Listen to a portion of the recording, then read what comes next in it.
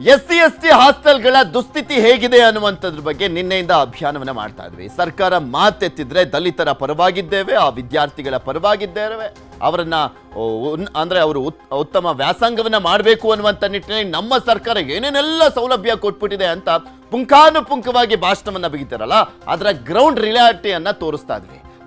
ಪಾಪ ವಿದ್ಯಾರ್ಥಿಗಳು ಎಷ್ಟು ಕಷ್ಟವನ್ನ ಪಡ್ತಾ ಇದ್ದಾರೆ, ಸಮಸ್ಯೆಯನ್ನು ಎದುರಿಸ್ತಾ ಇದ್ದಾರೆ, ಸಂಕಷ್ಟದಲ್ಲಿದ್ದಾರೆ ಅಂತ SC/ST ಹಾಸ್ಟೆಲ್ಗಳ ದುಸ್ಥಿತಿಯನ್ನ ತೋರಿಸ್ತಾ ಇದೆ.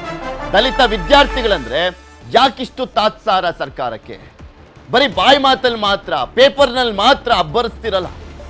ಅಷ್ಟೆಲ್ಲ ಸೌಲಭ್ಯ ಕೊಡ್ತಾ ಇದೀವಿ, ನಮ್ಮ ಸರ್ಕಾರ ಬಂದ ಮೇಲೆ ಸ್ವರ್ಗ ಅಂತೆಲ್ಲ ಹೇಳ್ತಾ ಇದ್ದೀರಲ್ಲ, ನೋಡಿ ಯಾವ ರೀತಿಯಾಗಿ ಸ್ವರ್ಗ ಇದೆ, ನರಕ ಯಾತನೆಯನ್ನ ಅನುಭವಿಸ್ತಾ ಇದ್ದಾರೆ ವಿದ್ಯಾರ್ಥಿಗಳು ಅಂತ. ಸಮಾಜ ಕಲ್ಯಾಣ ಇಲಾಖೆ ಸಚಿವರೇ HC ಮಹದೇವಪ್ಪನವರೇ, ನೋಡಿ ನಿಮ್ಮ ಇಲಾಖೆಯಲ್ಲಿ ಏನೇನಾಗ್ತಾ ಇದೆ ಅಂತ. ಹಾಸ್ಟೆಲ್ಗಳಲ್ಲಿ ಮಂಚ ಇದೆ, ಬೆಡ್ ಭಾಗ್ಯ ಇಲ್ಲ. ಬೆಡ್ ಇದ್ರೆ ಮಂಚ ಇಲ್ಲ, ಬೆಡ್ಡು ಮಂಚ ಎರಡೂ ಇದ್ರೆ ಅಲ್ಲಿ ತಿನ್ನಕ್ಕೆ ಊಟ ಇಲ್ಲ, ಸೊಳ್ಳೆ ಕಾಟ, ಶೌಚಾಲಯದ ವ್ಯವಸ್ಥೆ ಸರಿಯಾಗಿಲ್ಲ, ಸಿಬ್ಬಂದಿಯ ಕೊರತೆ ಎದ್ದು ಕಾಣಿಸ್ತಾ ಇದೆ. ಒಂದಲ್ಲ ಎರಡಲ್ಲ 4 ವರ್ಷಗಳಿಂದ ಇದೇ ರೀತಿಯಾದಂಥ ಸಮಸ್ಯೆಯನ್ನು ಎದುರಿಸ್ತಾ ಇದ್ದಾರೆ. ಬೆಂಗಳೂರು ಮಾತ್ರ ಅಲ್ಲ, ಇಡೀ ರಾಜ್ಯದಲ್ಲೇ ಈ ರೀತಿಯಾದಂಥ ಸಮಸ್ಯೆ ಇದೆ. ಅದ್ರ ಬಗ್ಗೆ ರಿಯಾಲಿಟಿ ಚೆಕ್ ಅನ್ನ ಮಾಡ್ತಾ ಇದೆ ನ್ಯೂಸ್ 18. ಮಂಚ ಇದ್ರೂ ಬೆಡ್ಗಳಿಲ್ಲದೆ ಮಲಗ್ತಾ ಇದ್ದಾರೆ ಮಕ್ಕಳು, ಚಾಪೆಯಲ್ಲಿ ಮಲಗ್ತಾ ಇದ್ದಾರೆ. ಇರೋ ಹಾಸಿಗೆಗಳ ಸ್ಥಿತಿ ಹೇಗಿದೆ ಅನ್ನುವಂಥದ್ದನ್ನ ನಿಮ್ಗೆ ತೋರಿಸ್ತಾ ಇದೀವಿ ನಿನ್ನೆಯಿಂದಲೂ. ಹಾಸ್ಟೆಲ್ ಬೆಡ್ಗಳ ಬಗ್ಗೆ ನ್ಯೂಸ್ 18 ರಿಯಾಲಿಟಿ ಚೆಕ್ ಅನ್ನ ಮಾಡ್ತಾ ಇದೆ. ನಾನು ನಿನ್ನೆ ಹೇಳ್ತಾ ಇದ್ದೆ, ಈಗ ನಿರಾಶ್ರಿತರ ಕೇಂದ್ರ ಪ್ರವಾಹ ಬಂದಂಥ ಸಂದರ್ಭದಲ್ಲಿ ಶಿಫ್ಟ್ ಮಾಡ್ತಾರಲ್ಲ, ಅಲ್ಲಿ ಏನಿದೆ ಅದನ್ನ ಅಡ್ಜಸ್ಟ್ ಮಾಡ್ಕೊಂಡು ಹೋಗಿ ಅಂತ ಹೇಳ್ತಾರೆ ನಿರಾಶ್ರಿತರ ಕೇಂದ್ರಗಳಲ್ಲಿ.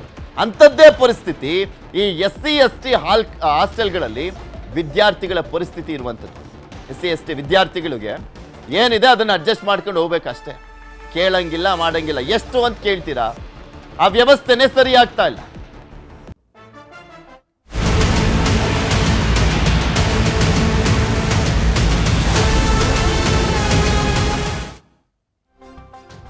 ನಿನ್ನೆ ಸಾಕಷ್ಟು ಜಿಲ್ಲೆಗಳಿಗೆ ಸಂಬಂಧಪಟ್ಟಂತೆ ತೋರಿಸ್ತಾ ಇದ್ವಿ. ಇವತ್ತು ಗದಗ ಜಿಲ್ಲೆಗೆ ಹೋಗೋಣ. ಗದಗ ಜಿಲ್ಲೆಯ ಹಾಸ್ಟೆಲ್ಗಳಲ್ಲೂ ಕೂಡ ಬೆಡ್ಗಳ ಸಮಸ್ಯೆ ಕಾಡ್ತಾ ಇದೆ. ಬೆಡ್ ಇಲ್ಲದೆ ಮಂಚದ ಮೇಲೆ ಮಲಗ್ತಾ ಇದ್ದಾರೆ ಸ್ಟೂಡೆಂಟ್ಸ್. ಬೆಡ್ ಇಲ್ಲ, ಹಾಗೆ ಮಂಚದ ಮೇಲೆ ಮಲಗ್ತಾ ಇದ್ದಾರೆ. ಅಟ್ಲೀಸ್ಟ್ ಈ ಸ್ಟೂಡೆಂಟ್ಸ್ಗಳಿಗೆ ಮಂಚನಾದರೂ ಸಿಗ್ತಾ ಇದೆ. ಬೇರೆ ಕಡೆ ಚಾಪೆ ಮೇಲೆ ಮಲಗಬೇಕು. 200-300 ಸ್ಟೂಡೆಂಟ್ಸ್ ಇದ್ರೆ 50-60 ಮಕ್ಕಳಿಗೆ ಮಾತ್ರ, ಅಂದ್ರೆ ಸ್ಟೂಡೆಂಟ್ಸ್ಗಳಿಗೆ ಮಾತ್ರ ಅಲ್ಲಿ ಬೆಡ್ನ ವ್ಯವಸ್ಥೆ ಇದೆ. ಬಿಟ್ರೆ ಇನ್ನು ಉಳಿದಂಥವ್ರೆಲ್ಲ ಚಾಪೆ ಹಾಸ್ಕೊಂಡು ಮಲ್ಕೊಬೇಕು. ಹರಿದ ಬೆಡ್ಗಳ ಮೇಲೆ ಮಲಗ್ತಾ ಇದ್ದಾರೆ ವಿದ್ಯಾರ್ಥಿಗಳು. ಇದು ಮೆಟ್ರಿಕ್ ನಂತರದ ಬಾಲಕರ ಹಾಸ್ಟೆಲ್ನ ದುಸ್ಥಿತಿ. ಗದಗದಲ್ಲಿರುವಂಥ ಸಮಾಜ ಕಲ್ಯಾಣ ಇಲಾಖೆಯ ಹಾಸ್ಟೆಲ್ನಲ್ಲಿ 100ಕ್ಕೂ ಹೆಚ್ಚು SC/ST ವಿದ್ಯಾರ್ಥಿಗಳಿದ್ದಾರೆ. ಆದರೆ ಬಡ ವಿದ್ಯಾರ್ಥಿಗಳಿಗೆ ಸೂಕ್ತ ಸೌಲಭ್ಯಗಳು ಸಿಗ್ತಾ ಇಲ್ಲ. ಮಂಚ ಇದೆ, ಆದರೆ ಬೆಡ್ ಇಲ್ಲ. ಇರೋ ಬೆಡ್ಗಳು ಕೂಡ ಹಾಳಾಗೋಗಿದ್ದಾವೆ. ನ್ಯೂಸ್ 18 ರಿಯಾಲಿಟಿ ಚೆಕ್ನಲ್ಲಿ ಹಾಸ್ಟೆಲ್ ದುಸ್ಥಿತಿ ಬಯಲಾಗಿದೆ. ನೀವು ಅನ್ಕೊಳ್ತಿರ್ಬೋದು, ಅಟ್ಲೀಸ್ಟ್ ಬೆಡ್ ಆದ್ರೂ ಇದೆಯಲ್ಲ ಅಂತ. ಯಾಕೆ ತೋರಿಸ್ತಾ ಇದೀವಿ ಅಂದ್ರೆ, ಸಾವಿರಾರು ಕೋಟಿ ಅದಕ್ಕೆ ಅಂತಾನೆ ಮೀಸಲಿಡ್ತಾ ಇದ್ದಾರೆ. ಆ ಸಾವಿರಾರು ಕೋಟಿ ಎಲ್ಲಿಗೆ ಹೋಗ್ತಾ ಇದೆ, ಯಾರ ಜೇಬನ್ನ ಸೇರ್ತಾ ಇದೆ, ಯಾರು ಆ ಹಣವನ್ನ ಲಪ್ಟಾಯಿಸ್ತಾ ಇದ್ದಾರೆ, ದಲಿತರ ಹೆಸರಲ್ಲಿ ಯಾರು ತಮ್ಮನ್ನ ತಾವು ಬಲಿತರನ್ನಾಗಿ ಮಾಡ್ಕೊಳ್ತಾ ಇದ್ದಾರೆ, ಯಾರು ಬಲಿತಾ ಇದ್ದಾರೆ ಅಂತ. ಸರ್ಕಾರ ಕಳೆದ ತಿಂಗಳು 35 ಬೆಡ್ಗಳನ್ನ ಹಾಸ್ಟೆಲ್ಗೆ ನೀಡಿದ್ದಾರೆ. ಆದರೆ ಒಂದು ಕೊಠಡಿಗೆ 2-3 ಬೆಡ್ಗಳನ್ನ ನೀಡಿದೆ. ಇನ್ನುಳಿದ ವಿದ್ಯಾರ್ಥಿಗಳಿಗೆ ಸರಿಯಾದ ಬೆಡ್ಗಳು ಇಲ್ಲ ಅಲ್ಲಿ. ನೋಡಿ ಹೇಗಿದೆ ಬೆಡ್ನ ವ್ಯವಸ್ಥೆ, ಮಂಚದ ವ್ಯವಸ್ಥೆ, ಆ ಒಂದು ಹಾಸ್ಟೆಲ್ನ ವ್ಯವಸ್ಥೆ. 1-2 ಸಮಸ್ಯೆ ಅಲ್ಲ, ಬರೀ ಬೆಡ್ಡು ಮಂಚದ ಸಮಸ್ಯೆ ಅಲ್ಲ ಇದು. ಆ ಇಡೀ ಹಾಸ್ಟೆಲ್ನ ಸಮಸ್ಯೆ ಇದೆ.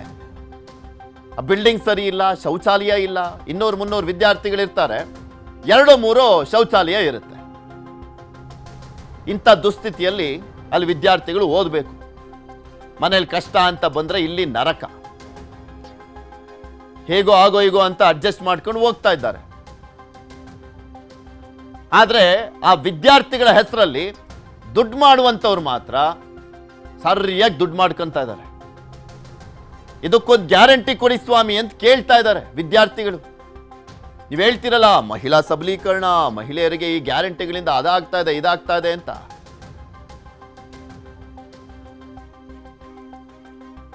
ಇನ್ನು ಗದಗದ ಹಾಸ್ಟೆಲ್ನಿಂದ ನಮ್ಮ ಪ್ರತಿನಿಧಿ ಪ್ರತ್ಯಕ್ಷ ವರದಿಯನ್ನು ಕೊಟ್ಟಿದ್ದಾರೆ, ನೋಡೋಣ. ಸರ್ಕಾರ ಬಡ ಮಕ್ಕಳ ವಿದ್ಯಾಭ್ಯಾಸಕ್ಕಾಗಿ ಹಾಸ್ಟೆಲ್ಗಳ ವ್ಯವಸ್ಥೆಯನ್ನು ಕೂಡ ಮಾಡಿದೆ. ಅದರಲ್ಲೂ ಪರಿಶಿಷ್ಟ ಜಾತಿ ಮತ್ತು ಪರಿಶಿಷ್ಟ ಪಂಗಡದವರಿಗೆ ಸಮಾಜ ಕಲ್ಯಾಣ ಇಲಾಖೆಯಿಂದ ಸಹ ಹಾಸ್ಟೆಲ್ಗಳು ಕೂಡ ನಡೆಸಲಾಗ್ತಾ ಇದೆ. ಆದರೆ ಹಾಸ್ಟೆಲ್ನಲ್ಲಿ ಓದ್ತಕ್ಕಂಥ ಮಕ್ಕಳಿಗೆ ಯಾವುದೇ ರೀತಿ ಬೆಡ್ ವ್ಯವಸ್ಥೆ ಸಹ ಸರಿಯಾಗಿಲ್ಲ. ಬೆಡ್ಗಳ ಕೊರತೆಯಿಂದ ಸಾಕಷ್ಟು ಸಮಸ್ಯೆಯನ್ನು ಸಹ ಹಾಸ್ಟೆಲ್ ವಿದ್ಯಾರ್ಥಿಗಳು ಅನುಭವಿಸ್ತಾ ಇದ್ದಾರೆ. ಸದ್ಯ ನಾವು ಗದಗ ನಗರದಲ್ಲಿರ್ತಕ್ಕಂಥ ಇನ್ನು ಮೆಟ್ರಿಕ್ ನಂತರದ ಸರ್ಕಾರಿ ಹಾಸ್ಟೆಲ್ನಲ್ಲಿದ್ದೀವಿ. ಇದು ಕೂಡ ಸಮಾಜ ಕಲ್ಯಾಣ ಇಲಾಖೆಯ ಒಂದು ಸರ್ಕಾರಿ ಮೆಟ್ರಿಕ್ ನಂತರದ ಬಾಲಕರ ಒಂದು ವಸತಿ ನಿಲಯ. ಈ ವಸತಿ ನಿಲಯದಲ್ಲಿ ಯಾವ ರೀತಿ ಬೆಡ್ಗಳ ವ್ಯವಸ್ಥೆ ಇದೆ, ಈ ಮಕ್ಕಳಿಗೆ ಏನೆಲ್ಲ ಸಮಸ್ಯೆಗಳಾಗ್ತಾ ಇದ್ದಾವೆ ಅನ್ನೋದ್ರ ಬಗ್ಗೆ ನ್ಯೂಸ್ 18 ಕನ್ನಡ ಒಂದು ರಿಯಾಲಿಟಿ ಚೆಕ್ ಮೂಲಕ ತೋರಿಸ್ತಾ ಹೋಗುತ್ತೆ. ಯಾಕಂದ್ರೆ ಈ ಒಂದು ಇಲ್ಲಿ ಬರ್ತಕ್ಕಂಥ ಈ ವಸತಿ ನಿಲಯದಲ್ಲಿ ಇರ್ತಕ್ಕಂಥ ಎಲ್ಲರೂ ಸಹ ಬಡತನದಿಂದ ಬಂದಂಥ ಮಕ್ಕಳೇ ಇಲ್ಲಿ ವಿದ್ಯಾಭ್ಯಾಸವನ್ನ ಮಾಡಲು ಮತ್ತು ಇಲ್ಲಿ ಇರ್ತಕ್ಕಂಥ ಏನು ಹಾಸ್ಟೆಲ್ನಲ್ಲಿ ವಸತಿಯನ್ನ ಪಡೆದಿದ್ದಾರೆ. ಆ ವಸತಿಯನ್ನ ಪಡೆದಂತಹ ಏನು ವಿದ್ಯಾರ್ಥಿಗಳಿದ್ದಾರೆ. ಆದರೆ ಬೆಡ್ಗಳು ಮಾತ್ರ ಕೊರತೆ ಇಲ್ಲಿ ಕಾಣ್ತಾ ಇರುವಂಥದ್ದು. ಯಾಕಂದ್ರೆ ಒಂದು ರೂಮ್ಗೆ ಇಲ್ಲಿ ಒಂದು ಬೆಡ್ ಅನ್ನು ಕೊಟ್ಟಿರುವಂಥದ್ದು. ಇಲ್ಲಿ ಒಟ್ಟು ಇಲ್ಲಿ 6 ಜನಕ್ಕೆ ಇರತಕ್ಕಂಥದ್ದು. ಹೀಗಾಗಿ ಒಂದು ಬೆಡ್ ಅನ್ನು ಮಾತ್ರ ಕೊಟ್ಟಿದ್ದಾರೆ, ಇನ್ನು ಉಳಿದಂತಹ ಬೆಡ್ಗಳನ್ನು ಕೊಟ್ಟಿಲ್ಲ. ಇದು ಒಂದು ಕೋಣೆಯ ಪರಿಸ್ಥಿತಿ. ಆದರೆ ಇನ್ನೊಂದು ಕಡೆ ಅಲ್ಲಿ ಒಂದು ಕೊಠಡಿ ಇದೆ, ಅಲ್ಲಿ ಸಹ ತೋರಿಸ್ತಾ ಹೋಗ್ತಾನೆ. ಯಾಕಂದ್ರೆ ಬೆಡ್ಗಳನ್ನು ಕೊಟ್ಟರೆ ಒಂದು ವ್ಯಾಸಂಗ ಮಾಡ್ತಕ್ಕಂಥವ್ರಿಗೂ ಕೂಡ ಸಾಕಷ್ಟು ಅನುಕೂಲ ಆಗುತ್ತೆ. ಒಟ್ಟು 3 ಬೆಡ್ಗಳನ್ನು ಇಲ್ಲಿ ಕೊಡಲಾಗಿದೆ. ಯಾಕಂದ್ರೆ ಇಲ್ಲಿ ಒಟ್ಟು ಎಷ್ಟಿದೆ 6 ಅಂದ್ರೆ ಇಲ್ಲಿ ಸುಮಾರು ಒಂದು 8 ಬೆಡ್ಗಳನ್ನು ಕೊಡಬೇಕಾಗಿತ್ತು. ಈಗ ಬೆಡ್ಗಳ ಕೊರತೆ ಇಲ್ಲಿ ತಾಂಡವವಾಡ್ತಾ ಇದೆ. ನಿಮ್ಗೆ ಹಾಸ್ಟೆಲ್ ವಿದ್ಯಾರ್ಥಿಗಳಿಗೆ ಎಷ್ಟು ಬೆಡ್ಗಳು ಬೇಕಾಗಿದಪ್ಪ, ಎಷ್ಟು ಕೊರತೆ ಇದೆ, ಏನು ಕೇಳ್ತೀರಿ ಸರ್ಕಾರಕ್ಕೆ? ನಮಗೆ ಸುಮಾರು ಒಂದು 60 ರಿಂದ 70 ಬೆಡ್ ಬೇಕು. ಬಂದಿರೋ ಸ್ಟೂಡೆಂಟ್ಗಳಿಗೆ ಬೆಡ್ ಇಲ್ಲ, ಬೆಡ್ಡಿನ ಸೌಕರ್ಯ ಬೇಕು ನಮಗೆ. ನೀವು ಕೂಡ ಹೇಳ್ತೀರಿ ದಾವಣಗೆರೆಯಿಂದ ಬಂದು ಇಲ್ಲಿ ಒಳ್ಳೆ ಎಜುಕೇಷನ್ ಐತೆ ಅಂತೇಳಿ ಬಂದಿದ್ರಿ, ಹಾಸ್ಟೆಲ್ ಸಿಕ್ಕೈತೆ ಅಂತೇಳಿ. ಬಟ್ ಇಲ್ಲಿ ಏನೇನು ಸಮಸ್ಯೆಗಳನ್ನ ಎದುರಿಸ್ತಾ ಇದ್ರಿ? ಈಗ ಬೆಡ್ಗಳಿಲ್ಲ ಅಂತಂದ್ರೆ ಮತ್ತೆ ಇಲ್ಲಿರ್ತಕ್ಕಂಥ ನಿಮ್ಮೆಲ್ಲ ಕೊಲೀಗ್ಸ್ ಏನು ಹೇಳ್ತಾರೆ? ಅಂಥದ್ದೇನು ಸಮಸ್ಯೆ ಇಲ್ಲ, ಬೆಡ್ಡಿಂದು ಒಂದು ಬಿಟ್ಟರೆ ಬೇರೆ ಏನು ಸಮಸ್ಯೆ ಇಲ್ಲ. ಊಟದ್ದು ಎಲ್ಲ ಕರೆಕ್ಟ್ ಇದೆ. ಬೆಡ್ಡಿಂದು ಒಂದೊಂದು ರೂಮಿಗೆ ಈಗ 6 ಮಂದಿ ಅದಾರೆ ಅಂದರೆ 3 ಅರ್ಧ ಕೊಟ್ಟಿದೆ. ಬಂದಿತ್ತು 75 ಬೆಡ್, ಎಷ್ಟು ಮಂದಿ ಅದಾರೆ ಅದ್ರಾಗ ಅರ್ಧ ಕೊಟ್ಟಿದ್ದಾರೆ. ಎಲ್ರಿಗೂ ಅಡ್ಜಸ್ಟ್ ಮಾಡಿ ಕೊಟ್ಟಿದ್ದಾರೆ. ಇನ್ನು ಬರುತ್ತಂತೆ ಬಂದ್ಮೇಲೆ ಕೊಡ್ತಾರೆ. ಸ್ನೇಹಿತರು ಕೂಡ ಹೇಳ್ತಾ ಇದ್ರು, ಒಂದು ಕಡೆ ಒಂದೊಂದು ಬೆಡ್ ಒಂದೊಂದು ರೂಮ್ನಲ್ಲಿ 6 ಜನ ಇದ್ರಿ, 3 ಬೆಡ್ ಕೊಟ್ಟಿದ್ದಾರೆ. ಈಗ ಬೆಡ್ ಇಲ್ಲ ಅಂತಂದ್ರೆ ನಿಮ್ಮೆಲ್ಲ ವಿದ್ಯಾರ್ಥಿಗಳಿಗೆ ಏನು ಸಮಸ್ಯೆ ಆಗುತ್ತೆ? ಒಂದು, ಎಲ್ಲರೂ ಕೂಡ ನೀವು ಪರಿಶಿಷ್ಟ ಜಾತಿ ಪರಿಶಿಷ್ಟ ಪಂಗಡಕ್ಕೆ ಸೇರಿದಂಥ ವಿದ್ಯಾರ್ಥಿಗಳಲ್ಲಿ ಇರ್ತಕ್ಕಂಥದ್ದು ಹಾಸ್ಟೆಲ್ ಏನು ಹೇಳ್ತೀರಿ ಸರ್? ಸರ್ಕಾರಕ್ಕೆ ಏನು ಕೇಳ್ತೀರಿ? ಅಂದರೆ ಸರ್, ನಮ್ಮ ರೂಮಿಗೆ ಸ್ಟ್ರೆಂತ್ ಇರೋದು 6 ಮಂದಿ ಸರ್. ಅಂದರೆ ಅವರು 2 ಬೆಡ್ ಕೊಟ್ಟಿದ್ದಾರೆ. ಅಂದರೆ ಈಗ ಫಸ್ಟ್ ಇಯರ್ ಬರ್ತಾರಲ್ರಿ ಸರ್, ಅವರಿಗೂ ಬೆಡ್ ಕಡಿಮೆ ಆಗುತ್ತೆ. ಅಂದರೆ ಅವರಿಗೂ ಬೆಡ್ ಬೇಕಾಗುತ್ತೆ ಸರ್. ನಮಗೂ ಬೆಡ್ ಇಲ್ಲ ಸರ್. ನಾವು ಹಳೆ ಬೆಡ್ ಮೇಲೆ ಅಡ್ಜಸ್ಟ್ ಮಾಡ್ತಿದ್ದೀವಿ. ಅದು ಹೊಸ ಬೆಡ್ ಬಂದಿದ್ದು ಕೊಡ್ತೀವಿ ಅಂತ ಹೇಳಿದ್ರಿ ಸರ್, ಏನು ಕೊಟ್ಟಿಲ್ಲ ಸರ್. BA BCom ಡಿಗ್ರಿ ಎಲ್ಲ ಓದ್ತಕ್ಕಂಥವ್ರನ್ನು ಉನ್ನತ ಶಿಕ್ಷಣವನ್ನು ಪಡೆಯೋದಕ್ಕೆ ಬಂದಿದ್ದೀರಿ. ಇಂಥವೆಲ್ಲ ಸೌಲಭ್ಯಗಳು ಕೂಡ ಬೇಕಾಗುತ್ತೆ. ಕೆಲವೊಂದಿಷ್ಟೆಲ್ಲ ನಾವೆಲ್ಲ ಖಾಸಗಿ ಕಡೆ ಹೋದಂಥ ಸಂದರ್ಭದಲ್ಲಿ ಖಾಸಗಿ ಹಾಸ್ಟೆಲ್ಗಳು ನೋಡಿದಾಗ ಅದ್ಭುತವಾಗಿದ್ದಾವೆ. ಬಟ್ ಇಲ್ಲಿ ಬೆಡ್ಗಳ ಕೊಟ್ಟಿಲ್ಲ. ಏನು ಕೇಳ್ತೀರಿ ಸರ್ಕಾರಕ್ಕೆ? ಏನು ಕೇಳೋಕ್ಕೆ ಇಷ್ಟಪಡ್ತೀರಿ? ನಿಮಗೆ ಬೆಡ್ಗಳಿಂದ ಒಂದೇ ಸಮಸ್ಯೆ. ಬೆಡ್ಗಳು ಸುಮಾರು ಒಂದು 7-8 ವರ್ಷದಿಂದ ಬಂದಿದ್ದಿಲ್ಲ. ಈ ವರ್ಷ ಬಂದಿದ್ದು ಅರ್ಧ ಬಂದಿದ್ದರಿಂದ ಎಷ್ಟು ಬಂದಿದೆ ಅಷ್ಟು ಹುಡ್ರಿಗೆ ಅಡ್ಜಸ್ಟ್ ಮಾಡಿ ಕೊಟ್ಟಿದ್ದಾರೆ. ಇನ್ನೂ ಬರುತ್ತಂತೆ, ಬಂದಮೇಲೆ ಎಲ್ರಿಗೂ ಕೊಡ್ತಾರೆ. ಆದಷ್ಟು ಜಲ್ದಿ ಕಳಿಸ್ಕೊಡಿ ಅಂತ ಹೇಳ್ತೀವಿ ಸರ್ಕಾರ. ಎಸ್, ಇದೆಲ್ಲವೂ ಕೂಡ ಸಮಾಜ ಕಲ್ಯಾಣ ಇಲಾಖೆಯ ಸರ್ಕಾರಿ ಮೆಟ್ರಿಕ್ ನಂತರದ ಹಾಸ್ಟೆಲ್ನ ವಿದ್ಯಾರ್ಥಿಗಳ ಮಾತು. ಸರ್ಕಾರ ಈಗಾಗಲೇ ನಮಗೆ ಅರ್ಧ ಬೆಡ್ಗಳನ್ನು ಮಾತ್ರ ಕೊಟ್ಟಿದೆ, ಇನ್ನೂ ಅರ್ಧ ಬೆಡ್ಗಳನ್ನು ಕೊಟ್ಟಿಲ್ಲ. ಹೀಗಾಗಿ ನಮಗೆ ವಿದ್ಯಾರ್ಥಿಗಳು ಕೂಡ ಸಾಕಷ್ಟು ಸಮಸ್ಯೆ ಆಗ್ತದೆ. ಯಾಕಂದ್ರೆ ನಾವು ಕೂಡ ಬೇರೆ ಬೇರೆ ಜಿಲ್ಲೆಗಳಿಂದ ಬಂದು ಇಲ್ಲಿ ವ್ಯಾಸಂಗವನ್ನು ಮಾಡೋದಕ್ಕೆ ಬಂದಿದ್ದೀವಿ. ಆದರೆ ಇಲ್ಲಿ ಹಾಸ್ಟೆಲ್ನಲ್ಲಿ ಬೇರೆ ಸೌಕರ್ಯಗಳು ಕೂಡ ಚೆನ್ನಾಗಿದ್ದಾವೆ, ಆದರೆ ಬೆಡ್ ವ್ಯವಸ್ಥೆ ಸಹ ಸರಿಯಾಗಿಲ್ಲ. ಹೀಗಾಗಿ ಆದಷ್ಟು ಬೇಗ ನಮ್ಗೆ ಬೆಡ್ಡನ್ನು ಸರ್ಕಾರ ಕಲ್ಪಿಸಿಕೊಡ್ಬೇಕು ಅಂತೇಳಿ ಒತ್ತಾಯವನ್ನು ಕೂಡ ಮಾಡ್ತಾ ಇದ್ದಾರೆ. ಸಂತೋಷ್ ಕುನೂರ್, ನ್ಯೂಸ್ 18 ಗದಗ. ನಿಮಗೆ ತೋರಿಸ್ತಾ ಇದೀವಲ್ಲ ದೃಶ್ಯಾವಳಿಗಳಲ್ಲಿ ಯಾವ ರೀತಿಯಾದಂಥ ಪರಿಸ್ಥಿತಿ ಇದೆ, ಅಲ್ಲಿ ವಿದ್ಯಾರ್ಥಿಗಳು ಯಾವ ರೀತಿಯಾಗಿ ಅಸಮಾಧಾನವನ್ನು ವ್ಯಕ್ತಪಡಿಸ್ತಾ ಇದ್ದಾರೆ ಅಂತ. ಇಲ್ಲಿ ಪ್ರಮುಖವಾಗಿ ಅಲ್ಲಿನ ಅಧಿಕಾರಿಗಳು ನೋಡಬೇಕಾಗಿದೆ. ಅಲ್ಲಿನ ಉಸ್ತುವಾರಿ ಸಚಿವರುಗಳು, ಜನಪ್ರತಿನಿಧಿಗಳು, ಆ ಇಲಾಖೆಯ ಸಚಿವರು ನೋಡಿ ನಿಮ್ಮ ಇಲಾಖೆಯಲ್ಲಿ ಏನಾಗ್ತಾ ಇದೆ ಅಂತ. ಬರೀ ನೀವು ಭರವಸೆಗಳನ್ನು ಕೊಡ್ತಾ ಇದ್ದೀರಾ ಬಿಟ್ರೆ ಆ ಭರವಸೆಗಳು ಈಡೇರ್ತಾ ಇಲ್ಲ.